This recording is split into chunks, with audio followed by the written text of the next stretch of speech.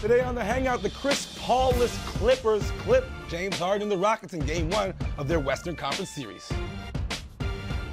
Stephen Curry announced as your 2015 NBA MVP. Shouts out to the kid. And the Bulls got no love for the land as they take out LeBron James in Cleveland in Game 1. Hangout.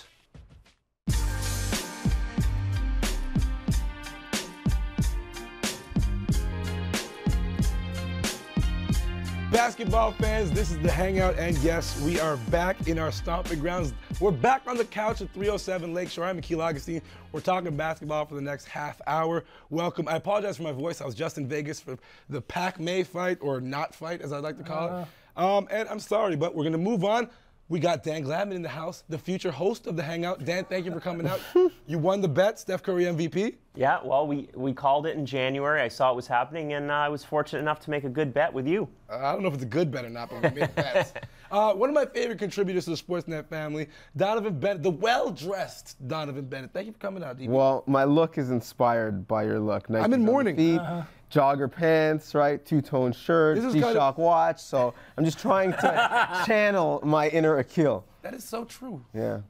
Touch on that. And then a guy who will never dress like me. No, I don't have this much style. I don't know about that. Are those track pants and bottoms? Xander robes. Okay, I don't know what that means. The most comfortable. Ladies and gentlemen, Gareth Wheeler, the hipster. I guarantee that you had more highlights in your Vegas trip than the Mayweather-Pacquiao, what they provide. So he's right. This is a good atmosphere. Let's jump into it, though. We got to talk about Game 1. The Bulls win the game 99-92 over the LeBron Jameses, I'm going to call them right now, because without Kevin Love and a couple other guys, it's all LeBron James.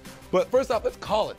Gareth, who do you got how many games in this series? Well, you got to like the Chicago Bulls when Mike Dunleavy Jr. puts 13 points on you in the first quarter alone, and he scores as many points as the whole Cavs team had at one point. You know it's not going to be your night. The reason why I like the Bulls, because they're a more well-rounded team, and you could see what the loss of Kevin Love means for this team in terms of balance. Who do you put on Gasol? Who do you put on Noah? Like this matchup problem. How many games? I like Bulls in 6. Bulls in 6? You riding with that, DB? Yeah, I'd say 6, maybe 7. I feel like, though, the Bulls played like they were on a power play last night. Like J.R. Smith out the first 2, even though we're on the road, we need to get these. Yes. They played with the urgency that we thought we might see from the Rockets with Chris Paul out for at least one game.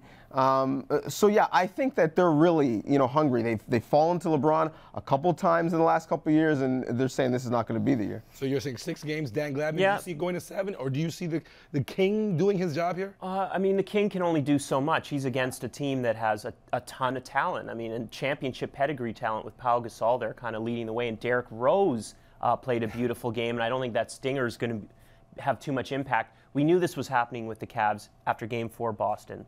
Love got injured. He's not available. The whole premise of the Cavs being a championship team is a big 3. But then the J.R. Smith, the suspension, that is what truly puts them over the top, because those are the first 2 games that you have to win at home, and now they've already dropped one of them. It shows you his hot-headedness has cost his team again. You touched on it, so I'll throw it right back to you now.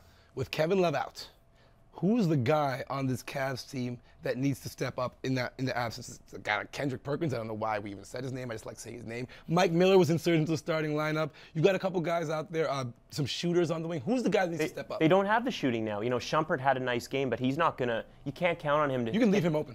Yeah, he's not going to hit 4 or 5 threes a game. He's not going to give you the 10 rebounds. Love maybe had his best. So who's your guy? Who's the one guy you Irving? More from? It's got to be LeBron's going to do his thing, but Irving at this point basically has to score 30, 35. Well, no. I'm going to say there's only one guy. LeBron James. That's it. But he has to. But even in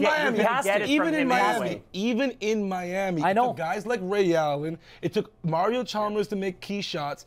Who are those guys going to be on there? But this is what I'm saying. That's how the Cavs will win this series. If LeBron takes over, and we've seen him do it before, that's the only way. For me, the Bulls are a more well-rounded team. They're deeper. They like to come out and smack you in the face. They're physical. They got a little bit of everything, and last night they didn't have a whole lot of bench scoring, but their starting 5 took care of business. Look, if the Chicago Bulls are pressing up against the 100-point plateau on a nightly basis in this series, the Cleveland Cavaliers are in trouble. They need far better defensive play on the Cavaliers, and that comes from King James himself. Yeah, but I just think in the playoffs, right, it's chess, it's not checkers. So LeBron can go off and he can win you a game or two. Is he going to win you 4? So you need your pieces around him to make it easier for him. Where are those pieces? Wait. You're making a great point here. Kevin You're Love. saying superstars need to be superstars. Let's flip it to the other side of the coin.